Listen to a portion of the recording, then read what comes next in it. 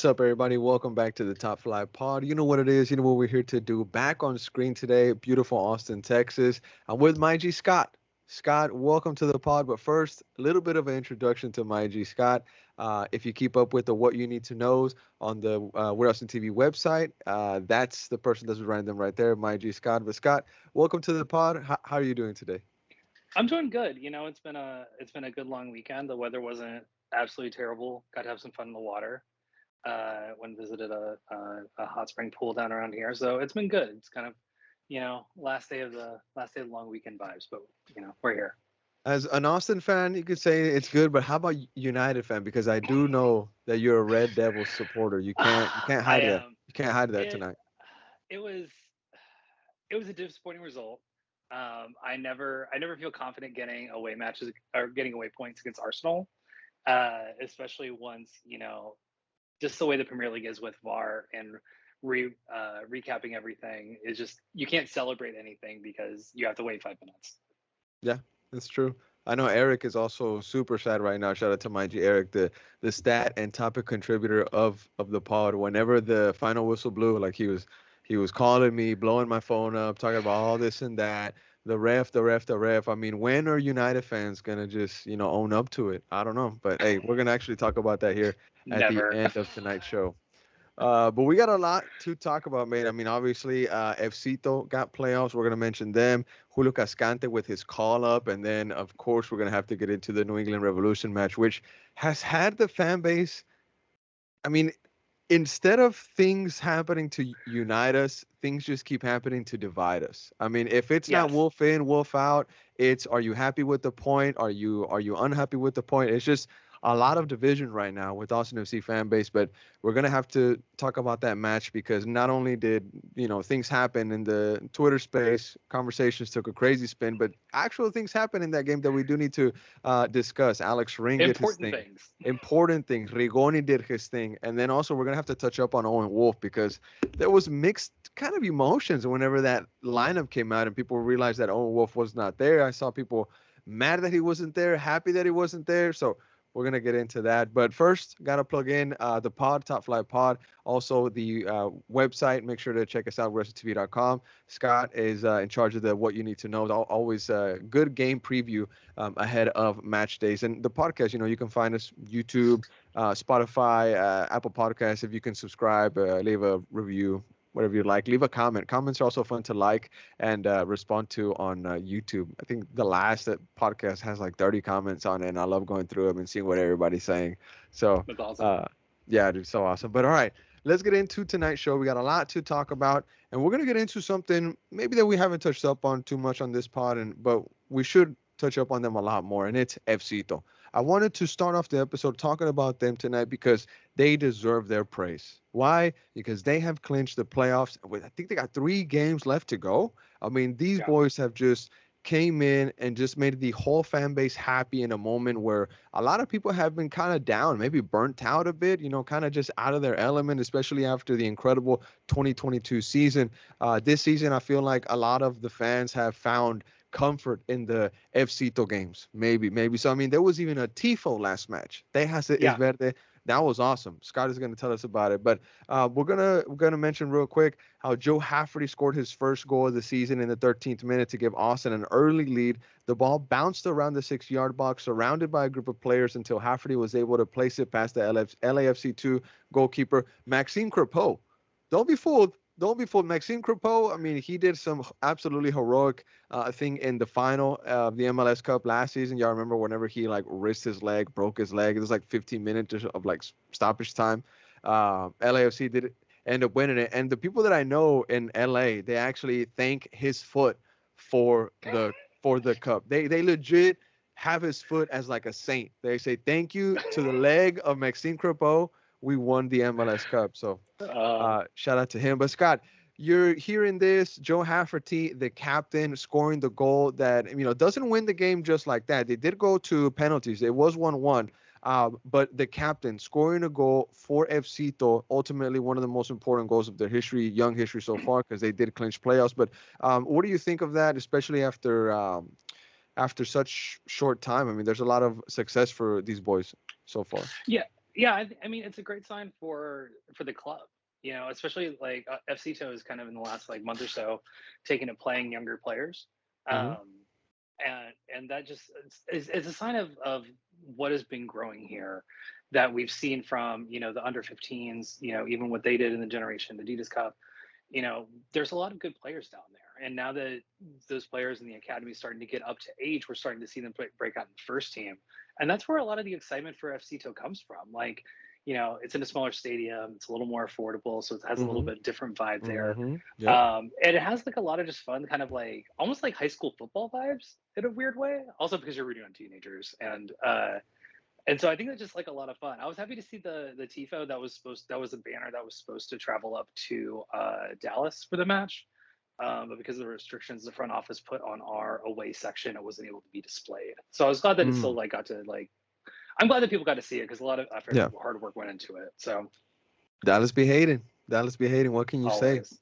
Now, I do want to note here, in the penalty shootout, each team successfully converted the first four PK attempts. Damian Loss denied LAFC 2's Yekeson Suba and Chikture. Shout out to Chikture, absolutely drippy, drippy. Him and EJ, drippy, drippy individuals there. Chikture scored the decisive spot kick to secure ATXFC its spot in the 2023 MLS Next Pro playoffs, with the 2 points on the night. Now, their next game is away, if I'm not mistaken, versus Minnesota United 2 on Sunday, September 10th. Now, real quick, I have just two questions for you, Scott. Number one is going to be, obviously, CJ Fodry is not in this. You cannot say CJ Fodry. But if there's an FCito player that you would bring up to the first team right now to help us with this playoff hunt, who would it be? And it can't be CJ. See, I was gonna say Valentine because I think that Austin just needs like a little more Mm, just needs like a little more upfront. I mean, I think that's something that we can talk about in relation to the New England match of just like having somebody who has a little more energy up top to be able to do something. hmm Okay. So, Valentin Noel, final answer. Yeah. Okay. All right. That's actually a really good answer. I'm not going to knock you on that. I'm going to change the name for my answer, though. I'm going to go with Salvatore Mazzaferro. Mm. I mean, we need a little bit of help in the defense. Yes, Leo is also coming back. We also have Brandon Craig. So I don't know. Maybe your pick might end up being good, or at least better than mine. I But I have no idea what the center back depth chart looks like at this point. I see what you're saying, bro. I see what you're saying. Now, the next question that I had, and this will be the last thing on the FCito talk before we move on to the next topic tonight, is this might be a little bit of a controversial question. I don't know. But is Brett Utley a candidate for a future head coaching job at Austin FC? With the whole success, this FCito team has been playing well. They've been hanging on to those top two positions in the Western Conference with Colorado Rapids, two really good teams. And whenever they've played, it's been like just banger matches, But is he a candidate for a future head coaching job? I mean, he's had success with our younger guys. Could it translate to success with our first team? It definitely could. I don't see him as like Wolf's successor. But in the same Okay. way that like you can develop players on a team like FCito, like you can also develop coaching staff. Brett Utley's a younger coach who's getting experience. He'd probably need to get like some kind of like MLS bench job before moving up to being like the full head coach. But Okay. that's the place you should be looking if you're trying to fill out your coaching staff. He's already worked with the players. He has success. He knows the system. It just seems like an obvious place to try to find your next hire. True. And if we were to be moving up more guys from that FCito team into the first team, I mean, they're gonna know his style, his coaching Yeah, ways, and it seems like everybody gels well with each other in that team. I mean, that one video where he's like, "All right, 2 days off." Yeah. I mean, that was just that's one of that the was best awesome. videos too. That was awesome. That was Like awesome. you But can tell shout out those to guys Mr. Brett just Utley. you can tell that that's like a positive locker room. Like you can Yes. just tell even from those clips, like those guys all like playing with each other. They like You playing can for just him. tell. You Yeah. can just tell, and it's funny how sometimes maybe Austin FC thinks that the fans can't tell how a healthy locker room looks like, and our first team locker room is a bit interesting right now, or at least it has been, I guess you could say. Now, anything else on FCito? We gave them praise, playoffs coming for them, super team with those kids, and they're gonna be a problem. Anything else you want to say, Scott? I mean, good luck to them and congratulations. Especially I don't think we mentioned him, but shout out Damian Loss, who I think has Oh, been 100%. I think he's been the goalkeeper of the month every month, which is really it's kind of a ridiculous achievement to be that good. at that Would it level. be a robbery if he does not win goalkeeper of the year or goalkeeper of the season for the MLS Next Pro? I Robbery? don't know how you could possibly like reason voting for somebody else after being Yeah. like your first look should be like, oh, who's the goalkeeper of the month? Like looking back, and it'd be like, oh, it's the same guy every month. Okay, I'm just gonna vote for him. Like that Yep. just seems like the easiest choice in the world. I think if he would have won goalie wars, it would have been the biggest landslide victory this country has ever seen. Now that he got robbed, he got absolutely fucking robbed at goalie wars. It's He was ridiculous. so mad. He was so mad too. He I was so love that he mad. was mad though. Like I love Yeah, that he had the competitiveness over a like objectively stupid competition like I goalie agree. wars, but like he was mad is so good. I agree. I agree. Now, FCito, shout out to y'all. Austin FC too. Whenever somebody says FCito, especially me, I don't mean any disrespect or any way to belittle that team. It's just an easy way to say it. Austin FC two, FCito. I don't know, but much respect to y'all. Everything that y'all are doing out there. That team is absolutely massive. So everybody go check them out. Tickets are cheap. Beer is good, and the whole scene, the whole vibe is just good energy. I don't know. Yeah. I feel great when I'm there. Yeah, like that's the thing. Like vibes matter around the team, and like the vibes at FCito are so good, and 100%. in a way that like are so obvious of like, oh, of course everybody likes being here, everybody likes playing, everybody likes showing up. Like it's so much fun. And then if you're lucky, you might see some first team players there with their family. We've seen Hector Jimenez there, Stuver, Donnie, Yeah, Fagundes when he was here. He went out there. Drusi even made it out there once. He was chilling with Maxi, but even they were out there. A lot of people know yeah, this by now. But all right. I want to move on and talk about something else that's happening right now with Austin FC. Now, this is related to national team call ups. Julio Cascante, he gets a call up to the Costa Rican national team. Now, a quote here from the Austin FC website. This is Julio Cascante on his call up. He goes on to say, quote, I'm honored and excited to receive this call up. Every player dreams of having the opportunity to represent their country, and I'll be very proud to wear the colors of Costa Rica. Now, there was an interview by ESPN Costa Rica that not many people got wind of, or not many people got to see the link of. And actually, 25 minutes ago, the official Instagram page of the Costa Rica national team uploaded photos. I'm looking at them right now on my phone, but Julio Cascante is not in these photos. It's mainly kind of around Keylor Navas. Obviously, he's a big superstar. shock. Um, Shock, right? Now, the quote that we got from his full interview with ESPN Costa Rica goes on to say, quote, a lot of joy. I'm very happy for this call up. I have waited for it a long time. Excuse me. When it arrives with a different feeling. So Julio Cascante, whenever he scores a goal, he gets so emotional. So I can only imagine how not necessarily emotional, but how happy he could be right now, celebrating this call up Yeah. with his family, and also a big milestone for the career that he has going on. But Scott, your thoughts obviously on Cascante getting this call up to Costa Rica? Yeah, congratulations to him. Like he's somebody who's been, toiling away at MLS for so many years. I think his last call up was in 2015, Yes, if I remember 2015, right. correct. So, it's December great of that he's 2015. back. Like it's great that he's back into that mix of players. And I'm just always happy when guys get recognized like that. Like especially after not being picked for so long to get picked again. Like that just has to have a really special feeling to it. Now, even Rodo touched up on the topic. Now, I don't know if these quotes actually come from our sporting directors or inter-sporting directors. Sometimes they feel like they're just generated by some machine or written by some PR firm or something. But this is Rodo. This is Rodo on Julio Cascante. He goes on to say, "We wish to congratulate Julio on earning the chance to represent Costa Rica.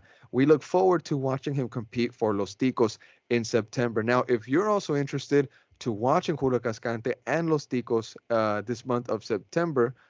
They play Saudi Arabia and the United Arab Emirates. Those games are going to be September 8th, 2 p.m. Central Time, and September 12th at 11 a.m. Central Time. So if you want to watch Julio Cascante, keep up with his progress with the Costa Rica national team, you can check it out right there. Now, Scott, this is obviously an important thing to talk about with Austin FC news side of things. But a question that I had about this, and I want you to answer it, is Julio Cascante is not going to necessarily miss a game for Austin FC because he's going to come back in time for that Portland game, right? He's going to arrive like the 15th, if I'm not mistaken. That was officially released by the Austin FC website. They said that he left Mm. right after the New England Revolution game on the 2nd. He left right after that, and he will incorporate back to the team on September 15th. We play Portland at home on the 17th. Now, Julio Cascante, he's not going to get that break. He's going to be training with this national team.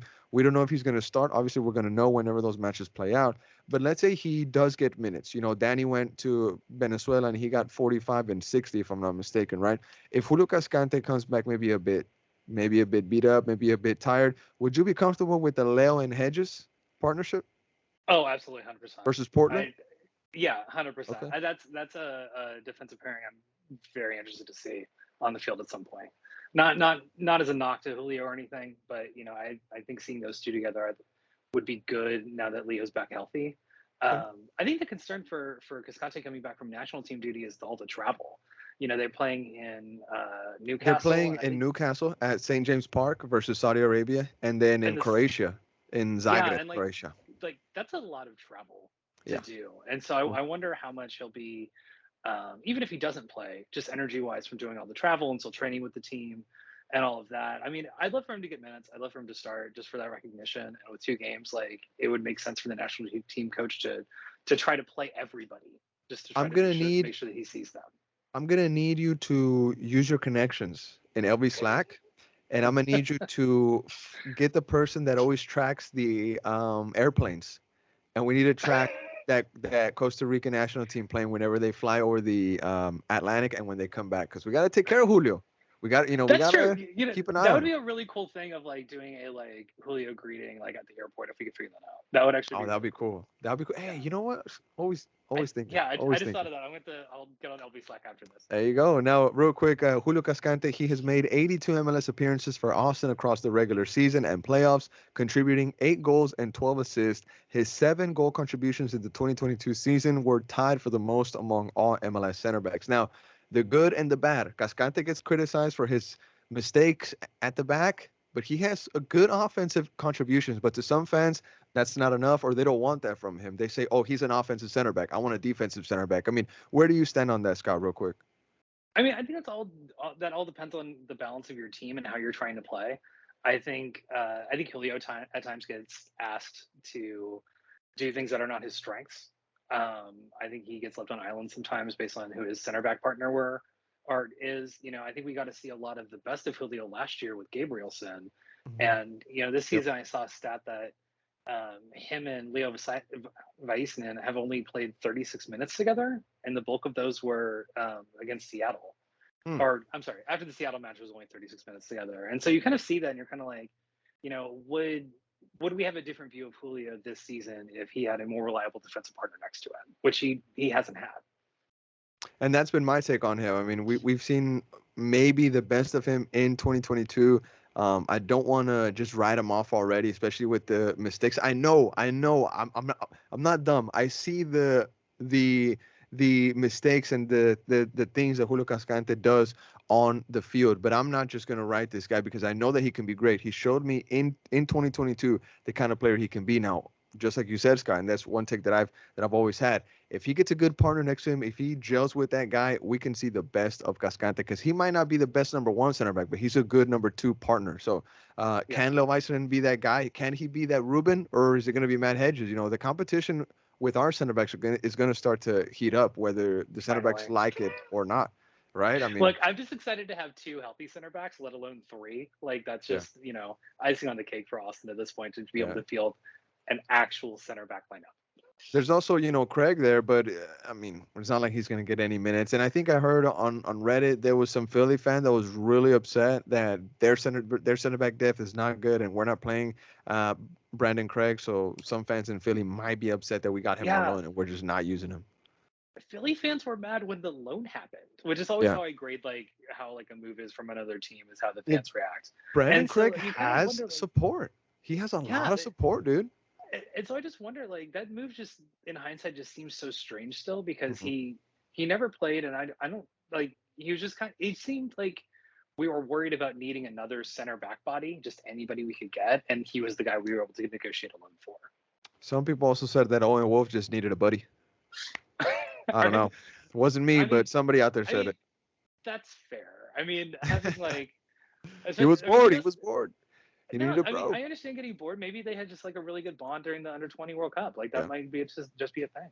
You mentioned the under 20 World Cup. I mean, and I said that Brandon Craig has a lot of support out there. Well, he did a really good job at that U20. I mean, he Yeah. was the leader. He was the captain and leader of that defense, and they didn't concede any goal until they got eliminated by Uruguay, where they conceded the first two goals, 2-0. They lost 2-0 that game. Those are the first two goals that they conceded the entire tournament. So that's something to definitely give yourself a pat on the back for, Mr. Brandon Craig. Now, let's see. Anything else we can mention on Cascante? Now, I said he'll be back around the 15th of September. Cascante could be back sooner because the game against the United Arab Emirates is going to be on the 12th in Croatia. How long does it take him to get from Croatia back to Austin, Texas? I'm sure he's going to take maybe 1 or 2 days off. So, how quick can he incorporate himself back to the team before that Portland game at home on the 17th? Travel is definitely going to be a big factor in that, just like you said, Scott. So it's going to be interesting to see what Josh Wolf and his coaching staff does. Are we going to run with Matt Hedges and Leo? You said Leo is healthy, but is he up to fitness yet? I He mean, keeps that's on the getting subbed hope. out. I mean, that's the hope because, like, I mean, with 2 more weeks, like, in theory, he should be back to 100%. Yeah. Like, I Mhm. think in some ways, like, the bye week kind of hurts in the sense that he doesn't get, like, game time this week. But they should still be able Yeah. to get, like, somewhat close to that in Mhm. practice of being able to do it. I mean, as far as like reintegrating Julio, like it shouldn't be that hard to reintegrate somebody who's played so much over the last 3 seasons. I Mhm. think it just really comes down to like what like the training staff and the um, thinks about his health and what his energy level is. I hope this does good for him. I Same. really do because I was even thinking today. I was working at my parents' house with my dad doing some stuff, right?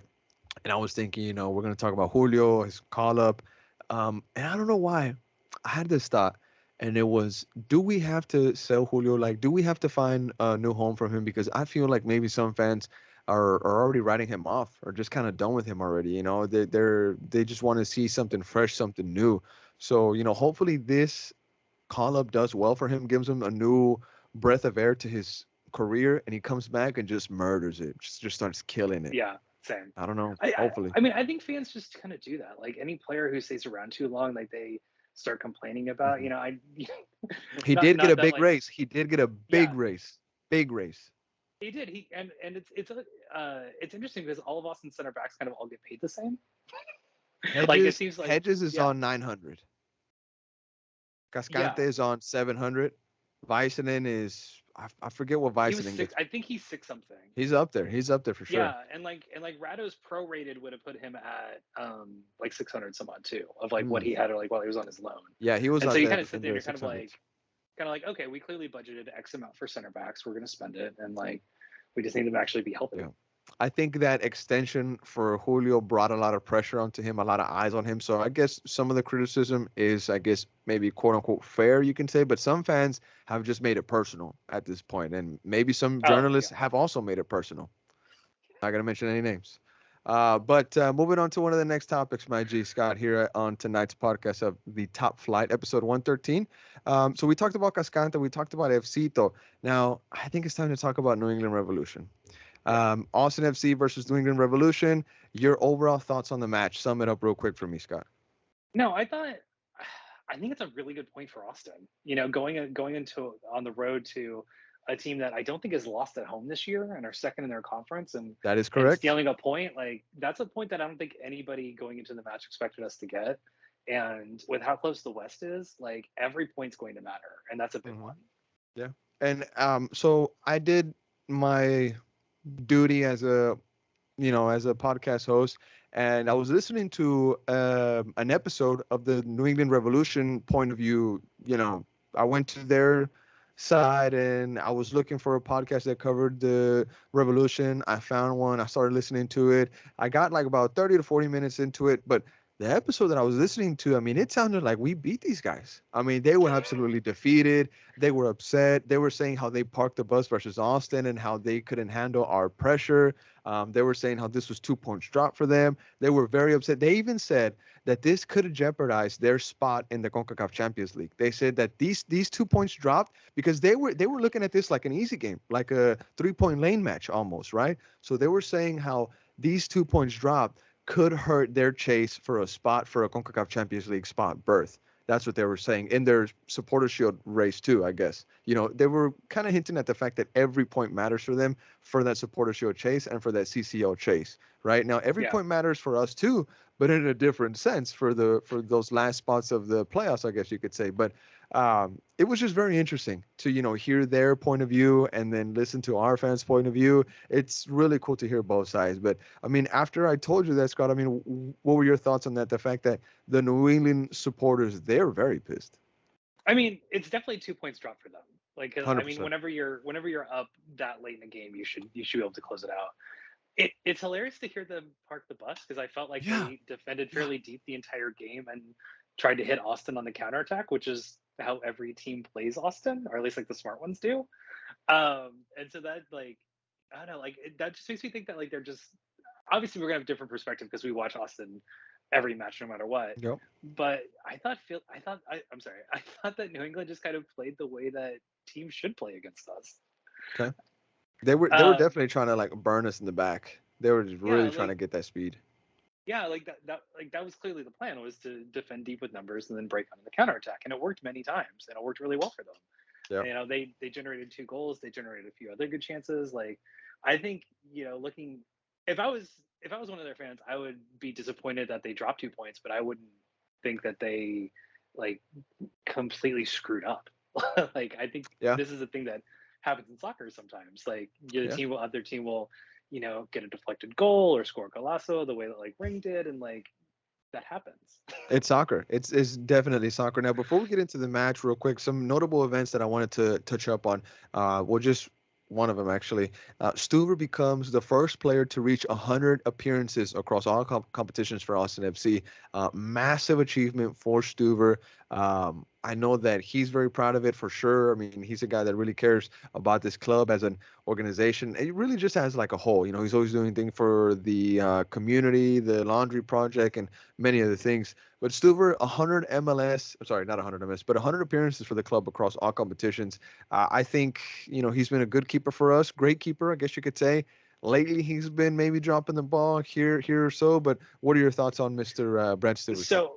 So, one, as a person, he's incredible. All the stuff he does in the community and how he's ingratiated himself into everything, especially with him and his wife Ashley do such a great job. Mm.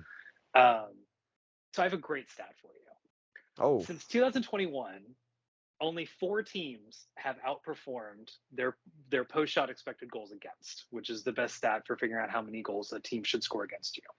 I'm Those listening. 4 teams are Nashville, who's widely considered to be the best defensive team in the league; New England, Okay. who have had 2 keepers in that time, both who play for Premier League teams now; Okay. Seattle, who we just saw with Stephen Fry, is a very good keeper, even if Very the good refs help keeper. him a little bit. He's on my fantasy team And the fourth one is Austin.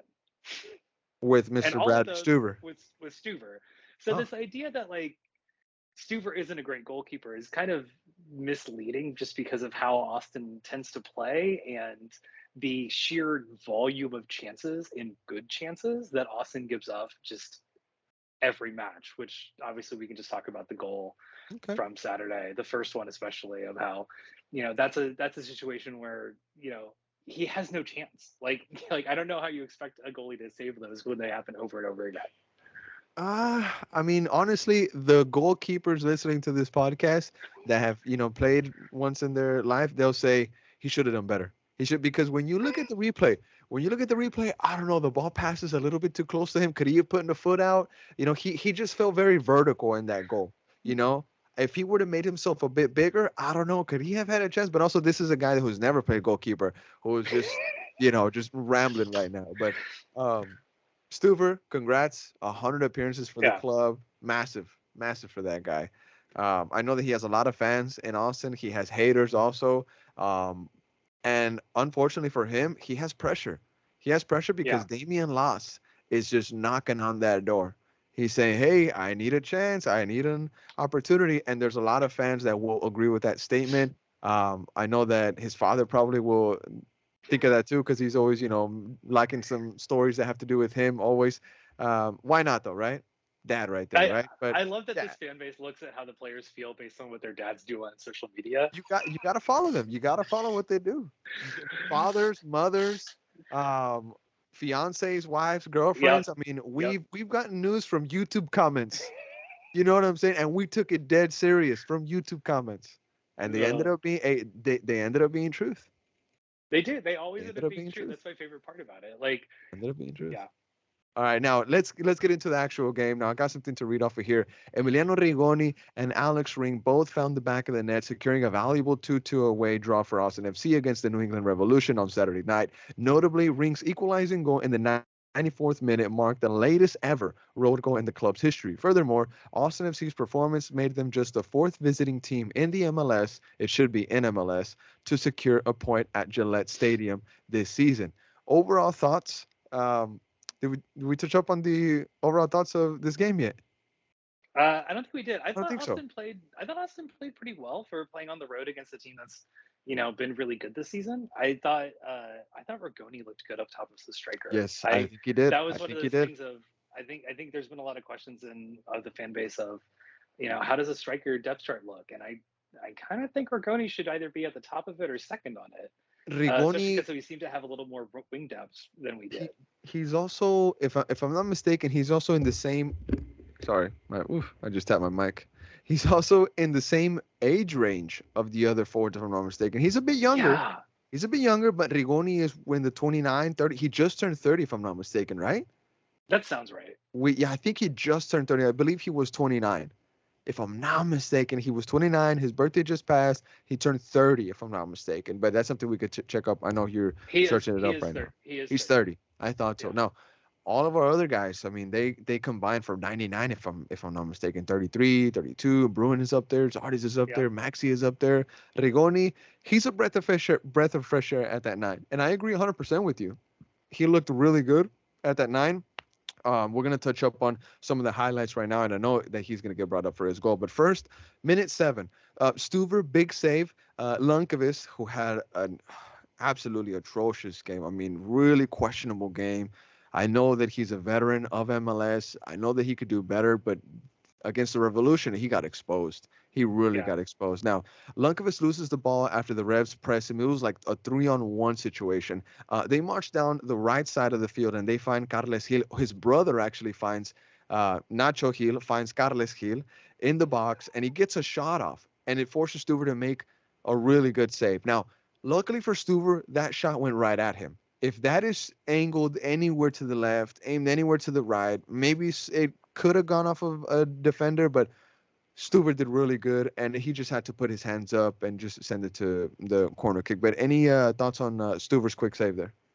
No, I thought it was a good reaction save. I thought New England did a good job of kind of doing what teams did against us last year, or they did it Mm, against us last year more, which was that whenever the ball went outside of one of the fullbacks, they pressured as hard as they could on the edges. yeah. That's something that usually FC Dallas does against us, and they, for whatever reason, this year decided not to. So I thought that was kind of emblematic of kind of how the game was going to go.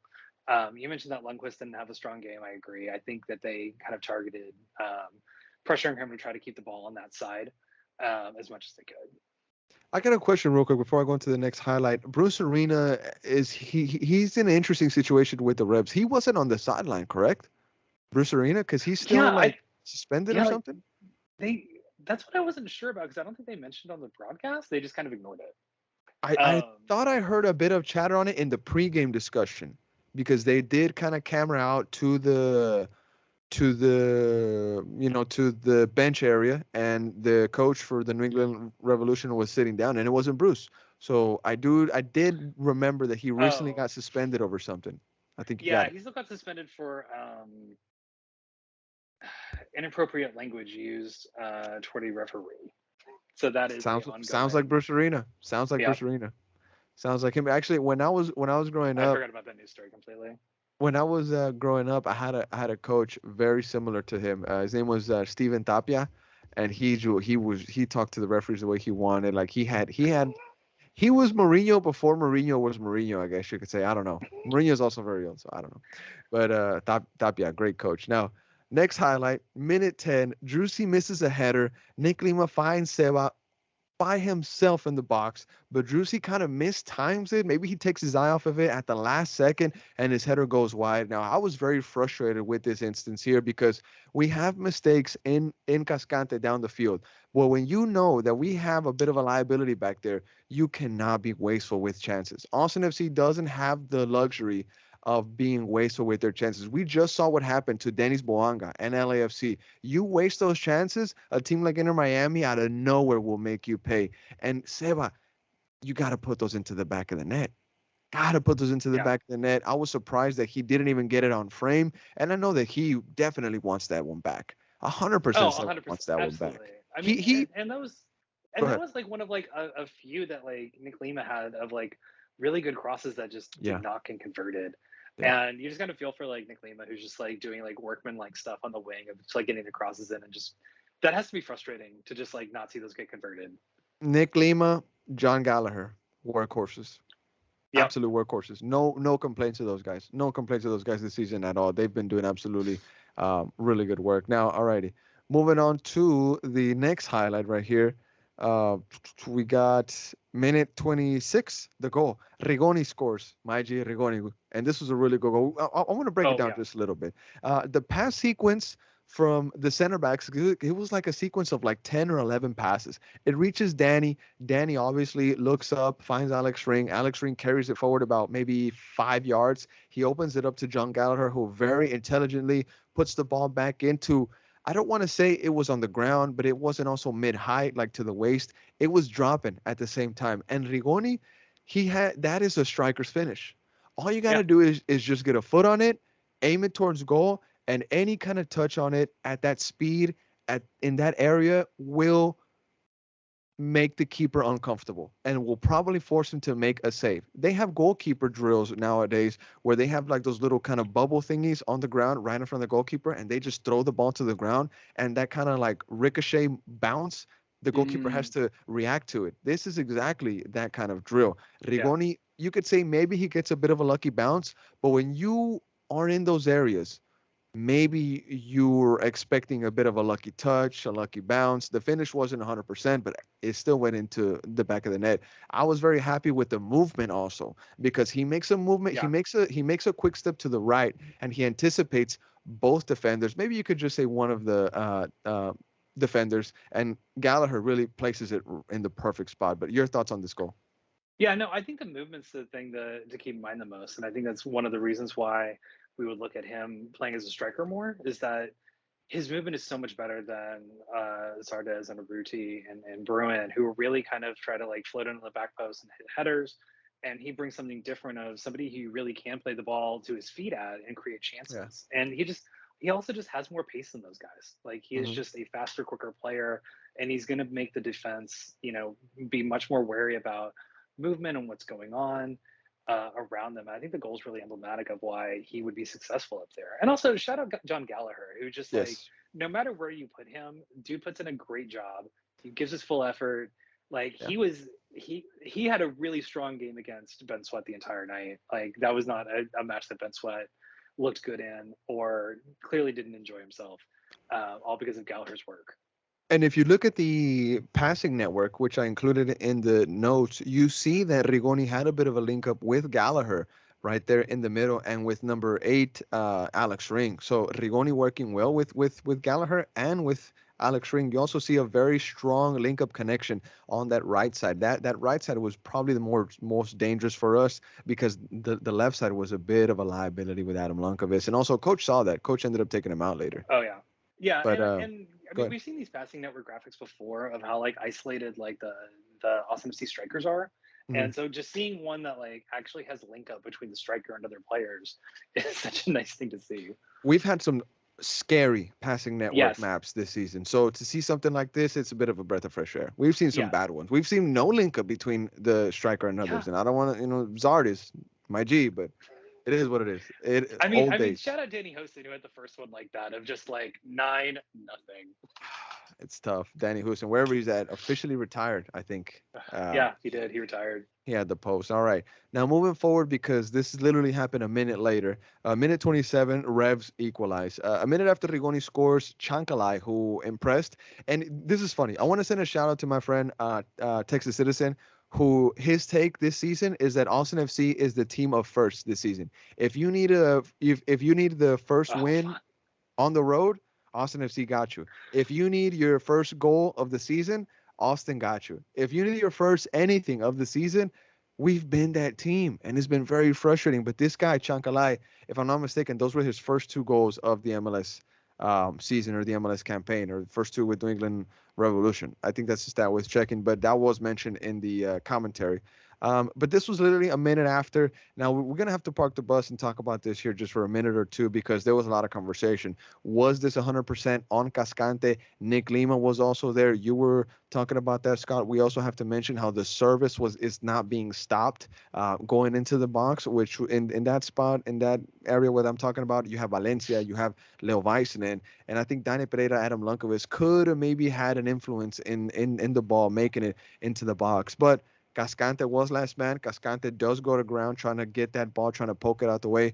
And Coach Wolf, he even went on to say how when you're a center back and they put in those balls behind the back line, it's very difficult because you can slide, go to ground, score an own goal, or something else can happen, right? But your thoughts on this goal? I know you had a bit of criticism for Nick Lima, who also doesn't make a play.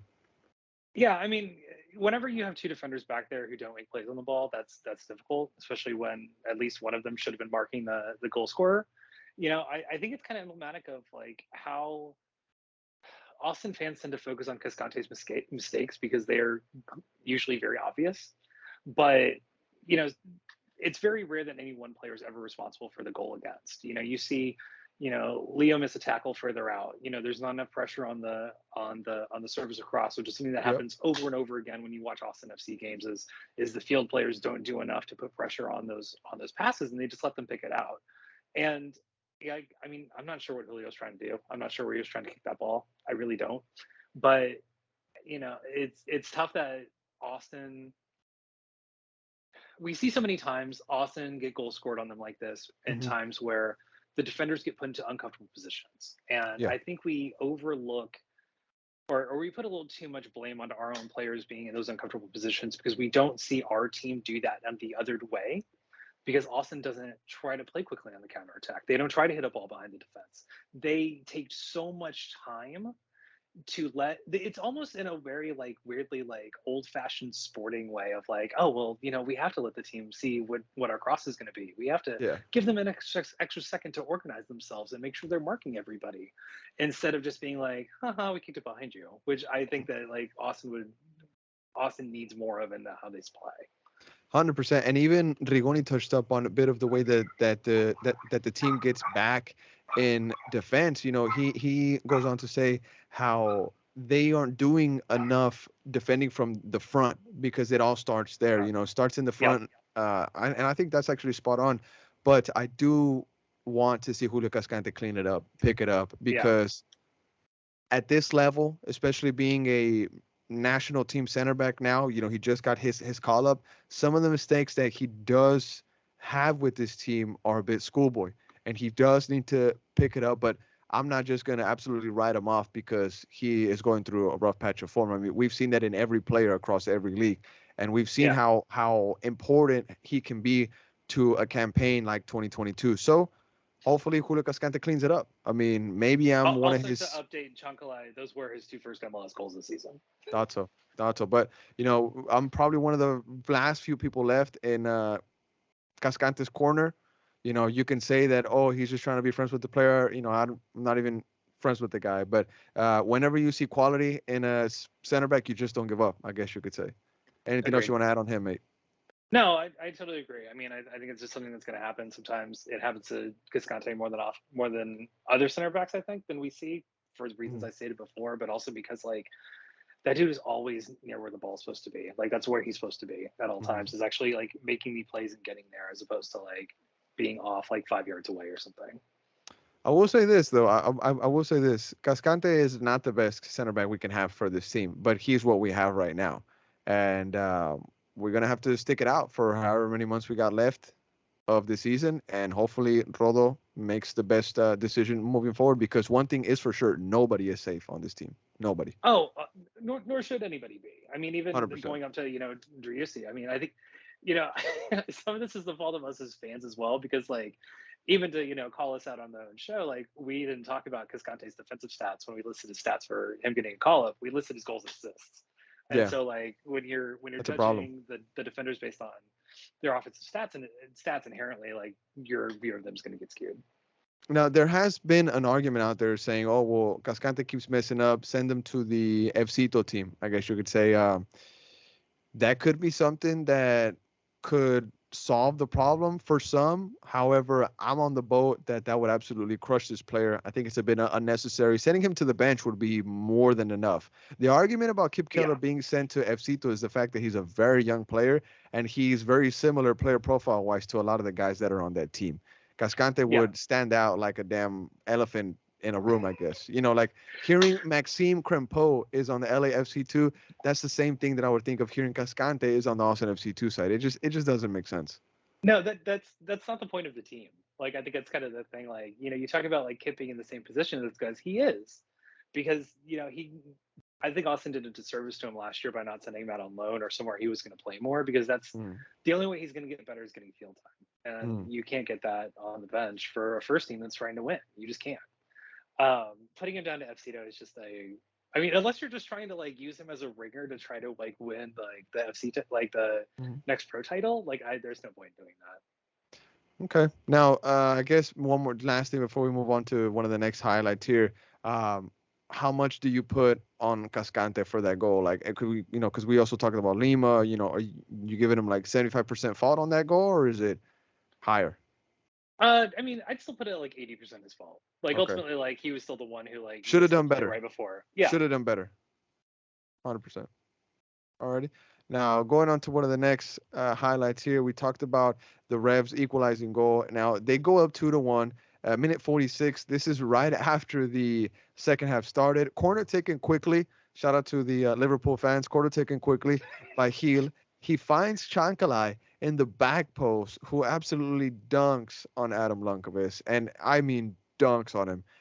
Adam Lunkovic is probably the guy with not the best hops on the team. I don't expect him to have the what's it called, the vertical, I guess the highest Yeah. vertical on the No, he's team, not gonna but have the highest vertical on the team. I was very disappointed with the attempt that he made.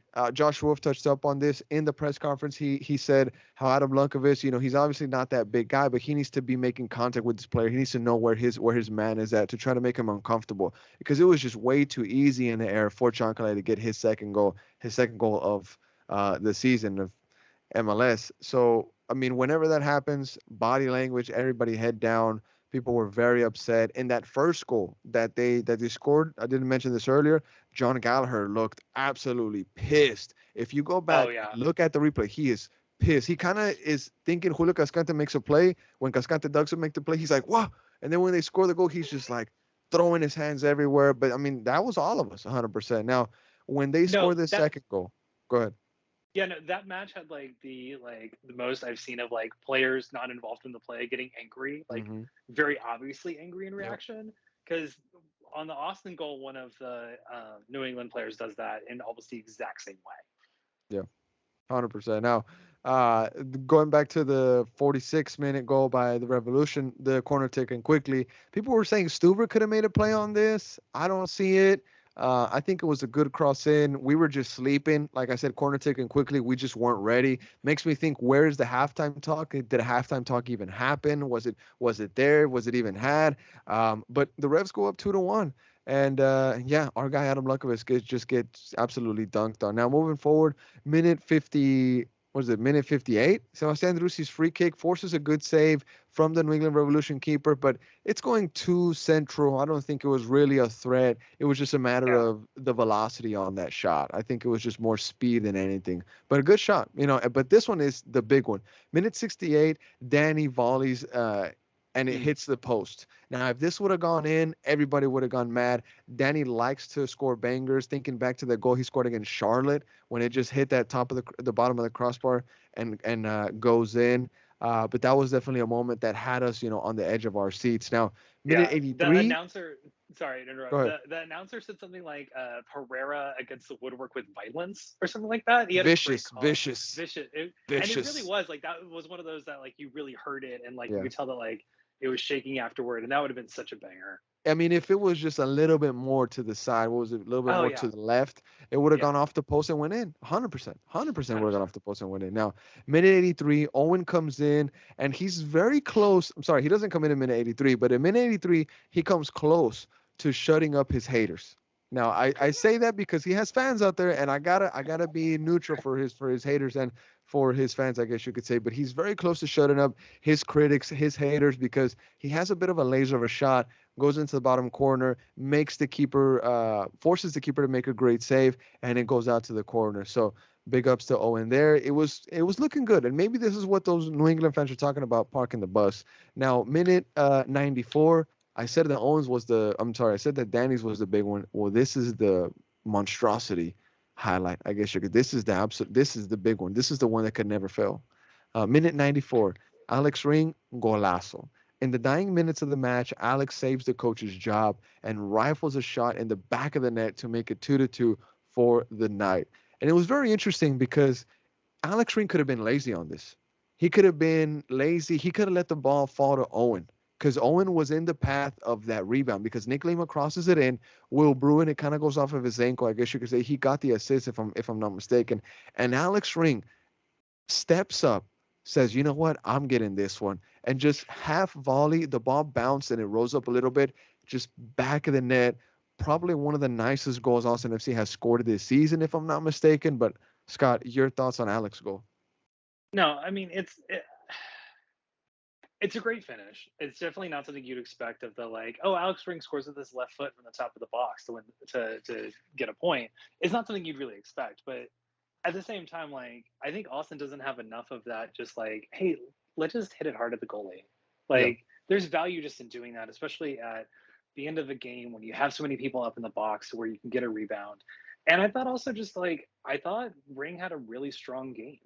It was good to see him start again after and has been starting in the center midfield where he should be. We got to see all of the simple things that he's really good at. Mm. He's so good at all the things off the ball that you don't notice and that don't always like show up on the stat sheet. And they're all the things that Austin's been missing this year. Like we Mm. don't uh he seeks out the ball and gets the ball and passes it so well. He actually, tackles and gets interceptions in the middle of the park, which is an area that Austin has been, at the bottom of the league in. And, we need somebody doing that dirty work in the midfield and brings that guy. Plus, he also actually scores goals. Yeah, he does. He does have that in his locker. He has that rocket of a shot. So, I mean, I'm very excited to see Alex Ring in that position that he does like to be. Now, obviously, that ended the game 2-2. Maybe a little bit more of extra additional time should have been added onto there, but hey, it is what it is. Now, real quick, I want to get into the lineup talk. Just spend maybe a minute or two on this. It looks like we came out on a 4-3-3. Some people were saying that we were defending in a back five. My G Profe was saying that that wasn't the case. I think he mentioned on the LDR Slack group that we were defending in a back three. So very interesting there. Now, the reason why I want to talk about the lineup real quick, I mean, we saw Nick Lima, Cascante in the back, Lil Vicenen, and Adam Lunkovic kind of not a business as usual starting lineup, but we know we're going to see Cascante and Lil Vicenen. The ratings for those guys, Nick Lima had the highest one with the 7.2, Cascante 6.2, Vicenen with a 5.9, Adam Lunkovic with a 6.7. Ring, we were just talking about him, 8.1. Valencia with a 6.3. Danny with a 6.9. These are all via FootMob, by the way. Gallagher with the 8.0. Drusi 6.5. Rigoni with the 7.5. And so Alex Ring is the winner there with an 8.1 match rating over everybody else. Now, the substitutions, we had Matt Hedges come on for Vicenen. Finley came on for Lunkovic. Wolf came on for Valencia. Bruin came on for Rigoni, and CJ Fodry came on for John Gallagher. Now, a couple questions real quick, Scott. Rigoni at the 9, thumbs up or thumbs down? Thumbs up. Thumbs up. Love it. Yeah. Next one. Alex Ring makes his mark and reminds everyone what he can do at the 8, right? That's who he was playing, the 8 or the 6, I guess you could say. He was an 8. Yeah, I think he was more advanced of the midfielders, so that Okay. usually we kind of call an eight. And then his thoughts on the return to the starting 11 and his preferred spot. Two thumbs up. I mean, if I had more thumbs, I would use them because I think that's exactly what Austin's needed, and I'm glad to see him back. Um, to me, Alex Ring is still the captain of the team. Oh, okay. And then the other question I had on this lineup for you is CJ Fodry makes his debut at the 88. Some fans were saying he needs more time, but we got the goal, equalizing goal with him on the field. But real quick, does CJ Fodry deserve more time? You think it's going to take more time for him to get more time? What's the situation there? I think it's going to take more time for him to get more time, but kind of looking ahead a little bit, like Austin has a busy end of the month. Like I think there's Hmm. 4 matches from the 17th through the 30th, Yep. so he's going to get some time. Like Austin is going to have to use him at least for some extended period for at least one of those matches. So we're going to get to see him. I'm excited for him. I mean, CJ is a very young Same. guy. If he wants any advice, just give time, and trust it. Yeah. Time is on your side, so use it Yeah. well. Also, just like I think he brings something that Austin doesn't have because we kind of don't have a we don't have a left-footed winger who likes to play on the left. I'm gonna tell you this. Um, I'm gonna tell you this, because you Bergoni kind of Red Devil. prefers to be on the right side, and so we kind of need somebody who just like goes left. Is CJ Fodry our Garnacho? Oh God, I hope so. That would be Is amazing. he our Like, Garnacho? no, see, I I don't always think know. of Fodry because like he's so physically ready for MLS already because he has the size and the speed, and Yeah. for him like he just needs the experience. And I hope that he's soaking up like all the minutes he can and everything he can learn because he's going to be a really good player.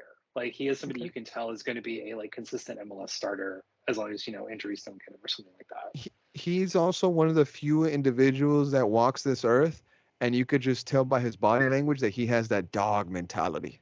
Oh yeah, Just head headphones on, don't even look at the camera. Pictures still look really cool. Dude looks like a bad boy, and he could play ball. And he could play ball. You know what I'm saying? And he got that curl. He looks like Jordan. Got those little curls on. Shout out to my G Jordan. But alrighty. Lineup 4-3-3. I think this is a pretty good lineup. It was a good lineup to face this New England side. Rigoni at the 9 maybe surprised them. I know that Josh Wolf likes to surprise teams, but Lunkovic, I think he's off of the bench kind of player now. Moving on to one of the yeah. next things I want to talk about, which is what is next for Austin FC, the upcoming matches, and how many points do we see this team getting in the next couple of games. Now, for the month of September, just like you mentioned, Scott, it is going to be busy at the end. Now, to start off, Portland, September 17th. What do you see there? 3 points, a draw, or a loss? I could definitely see us getting 3 points there. I mean, Portland's a team that's kind of a mess. They At home too. at home to Portland. Obviously, we have a lot of good memories of playing Portland at home. Um, I think Portland's a team that they've kind of held on to a veteran team that was good too long, and now they're just kind of old. They already fired their coach. They definitely seem like a team that are just kind of they're out of it in terms of the playoffs. Really, I could definitely see them just kind of like packing it in on the season and just kind of like trying to play some kids.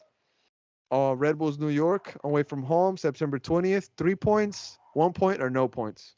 I mean, I'd be happy with a point. I think Red Bulls are one of those teams that like they always just call up some like good 17-year-old who like randomly scores goals against you. Like that's just a rite of passage in MLS. Is that some like 17-year-old named Jaden scores on you who's from the Red Bull? And also like I just think stylistically like they're a team that Austin has struggled with. Even with us being like more press resistant this season, New York Red Bulls are still going to come out and press us, and that, as we've shown time and again, Austin struggles with. Okay, fair. Now, Galaxy, this is the big one. September 24th, Fagundes returns to Q2. 3 points, 1 point, or no points. I'm worried that I'm going to say 1 point. My worry is that I think the fan base is going to be divided and distracted because of the Diego situation and because of things that may or may not happen in the stands. Question. Would you be upset as an Austin FC supporter in the supporter section if a Diego chant started? I would during the game, yes.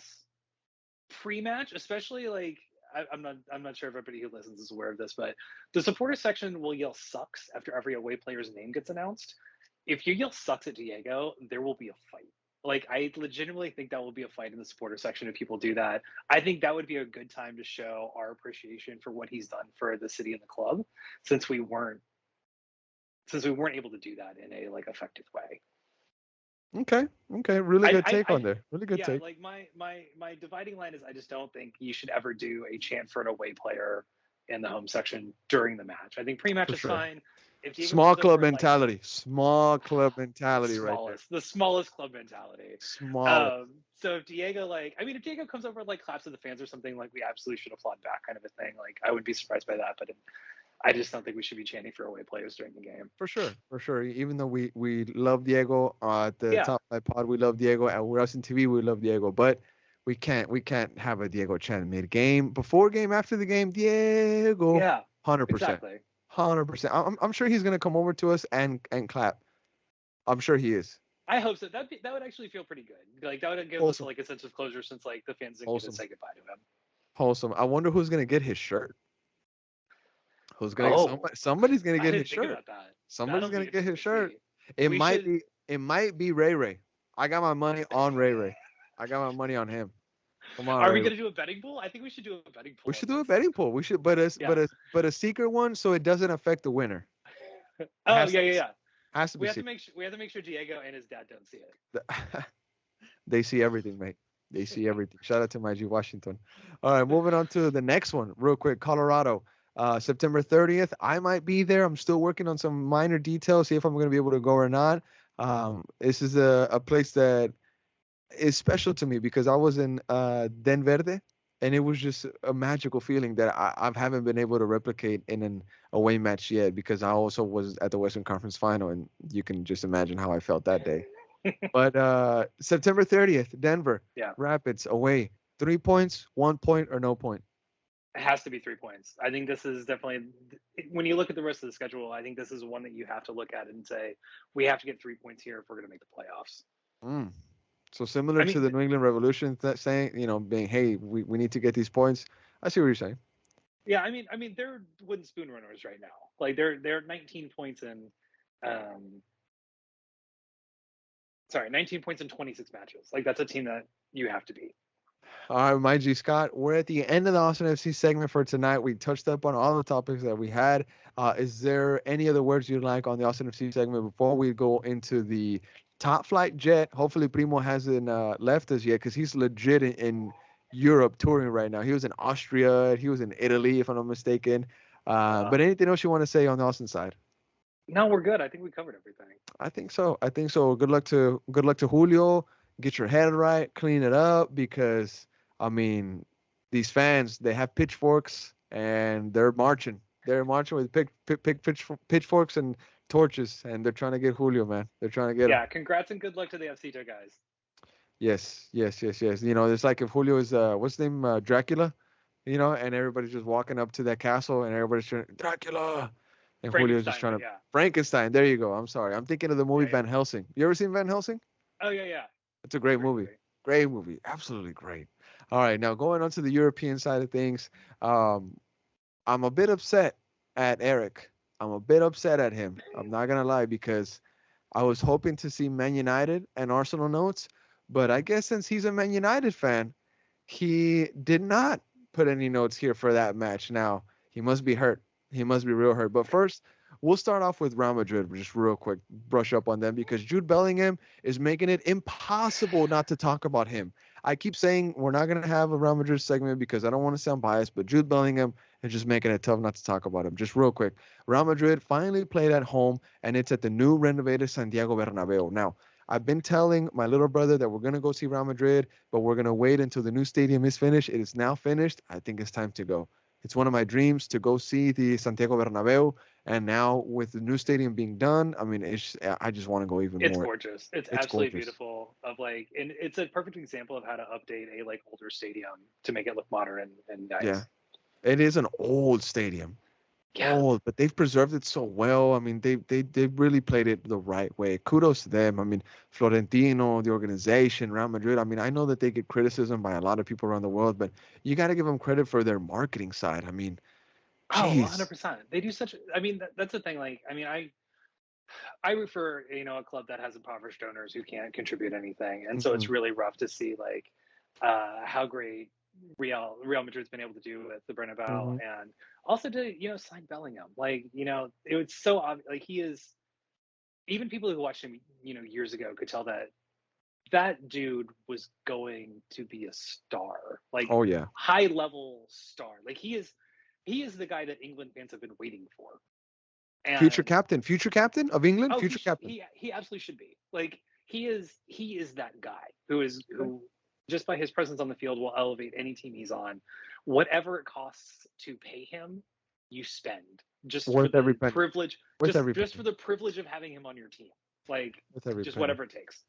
Now, Real Madrid welcomed Getafe, who actually gave Madrid a tough match. Getafe opened the scoring, and as the first goal in the new Santiago Bernabeu went in, it was by Borja Mayoral, who used to play for Real Madrid. I think he came out of the academy there. A lot of players do come out of the Yeah. uh, academy. But the Merengues did not quit, as Joselu, a new striker that they just signed, leveled it in the 47th minute. And as it all seemed, it'll end at 1-1. Who other than Jude Bellingham to score the winner in added time for Madrid in the 95th minute? Now, it was a Lucas Vazquez shot that the keeper spilled, and Bellingham just comes from behind, anticipates everybody. He was not sleeping on it. He scores it. Just a little tap in is all that was needed. But just his ability to say, you know what, the play is not over. I'm following the ball. He's crashing the net. And Yeah. this is just schoolboy stuff. Just crash the net. I hear it at indoor. You know what I'm saying? Crash the net, crash the net.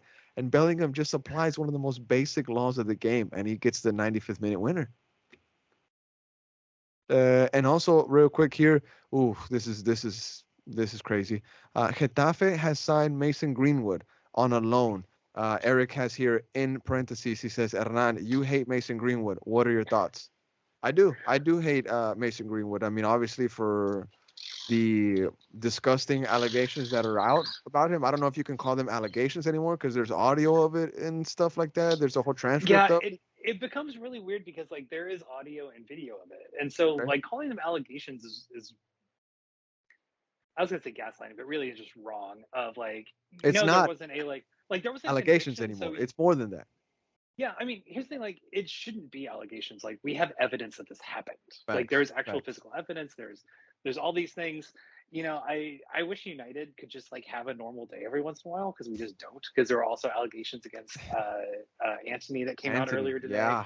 Yeah. and you're I just saw kind of those. sitting there and you're just kind of like, what is going on here?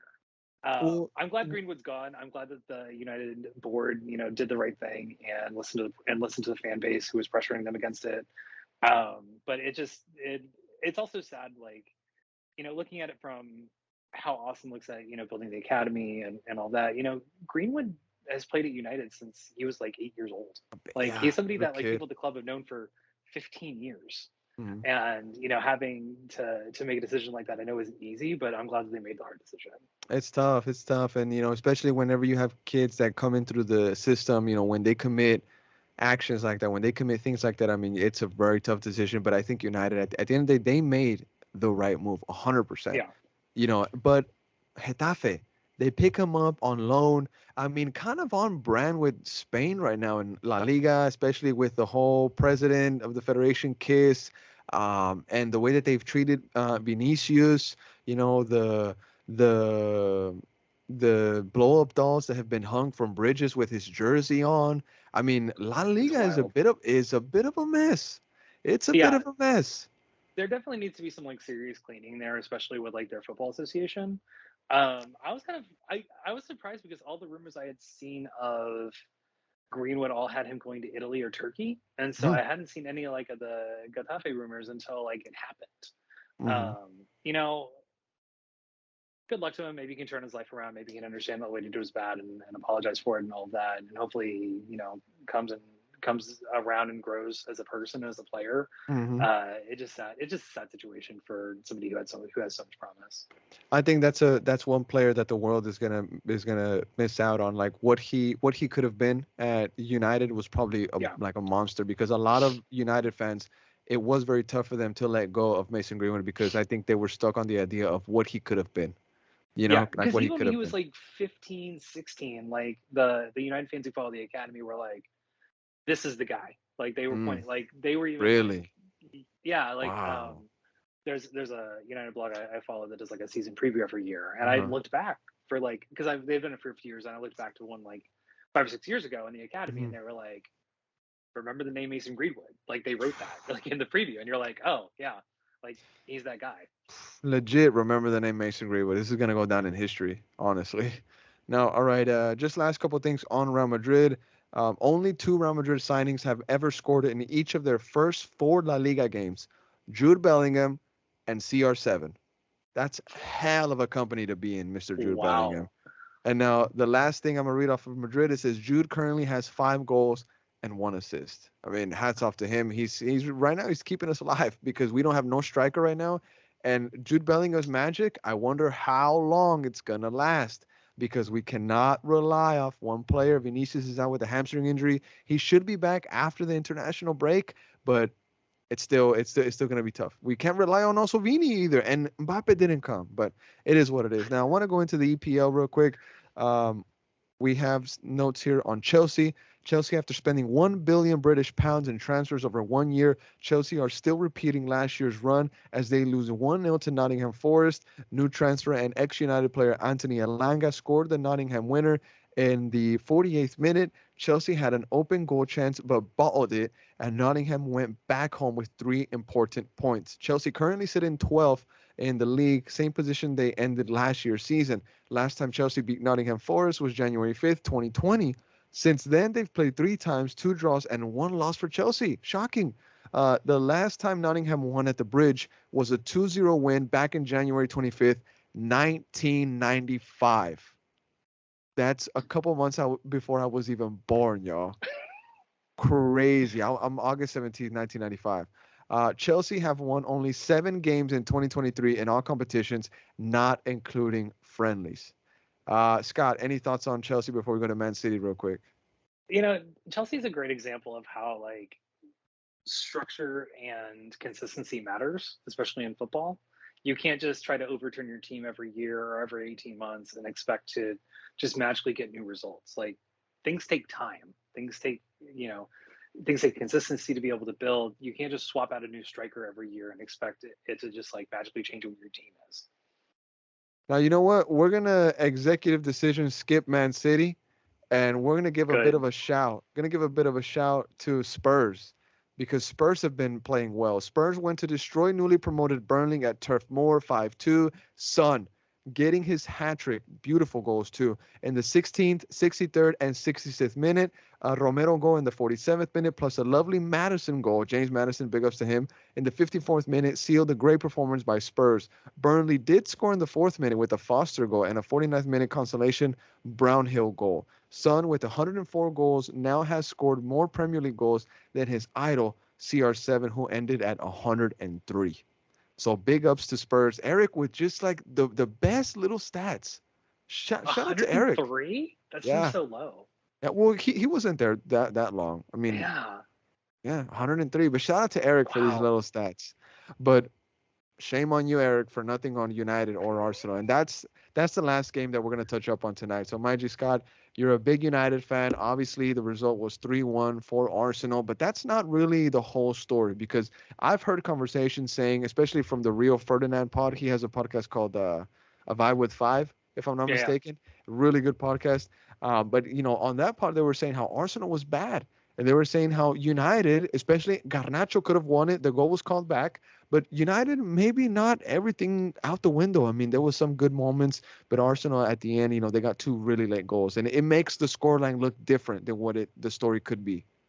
Yeah, like the crazy thing about this game um is that Gabriel or the Arsenal defender who gets Garnacho onside makes a brilliant play. One of the most heads up defensive plays you'll ever see of springing the trap that causes it to be offside by inches.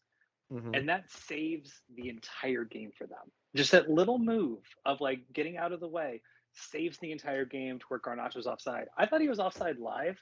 And one of the things I really hate about the Premier League, and especially the way the direction the Premier League has gone the last 2 or 3 seasons, is this stupid offside rule of letting the play continue even if it's offside is nothing but just like fantasy dream bullshit of letting me see things that aren't real.